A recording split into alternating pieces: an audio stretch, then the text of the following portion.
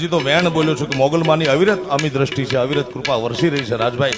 અને એક મિત્ર ઘોર કરવા આવ્યો, એને ચિઠ્ઠી આપી કે કીર્તિદાનભાઈ, તમારું ભજન સાંભળી મેં માં મોગલમાની માનતા રાખી હતી. મારે ત્યાં 7 વર્ષ પછી દીકરો આવ્યો. કેવી કૃપા વરસે છે માતાજીની. 22/2/2019 ના માનતા રાખી હતી અને બાબાનો જન્મ 29/2/2020 માં થયો. જેથી મોગલમાએ અમારી પ્રાર્થના સ્વીકારી. આથી તમારું સન્માન કરવા માંગુ છું, જેની અમને પરવાનગી આપશો. પછી કરી જાજો મારા બાપ. સન્માન તો શું, મોગલને વંદના કરી જાજો મારા બાપ. અમારા તો શું સન્માન હોય યાર, અમે તો મોગલના ચીઠીના ચાકર છે યાર.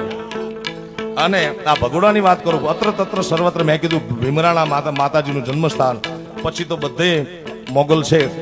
પણ મહેશદાન બાપુ કેનેડા મેં વાત કરેલી, અને કેનેડામાં 11 વર્ષ પછી દીકરો દીધો તો એ મોગલ માને પગે લગાડી કીધું, ભગુડા મોગલ તો ક્યાં કામ ન કરે, એના માટે એને ક્યાં વિઝા લેવા જવાની જરૂર છે સાહેબ. અખંડ ધરતી 14 ભુવનની માલિક છે. તખતદાન અલગારી કે આ મેં પેલા ગાયું ને, માતું 14 ભુવનમાં રહેતી ઉંડળમાં. એટલે રાજભા મને ખબર નથી ઉંડળ એટલે શું. કવિરાજે મને તખતદાન બાપુ કીધું કે પોતાના ખોળામાં લઈ લે, નાના બાળકને તેડી લે, એમ 14 બ્રહ્માંડને તેડવા વાળી જનતા છે મારા બાપ. હે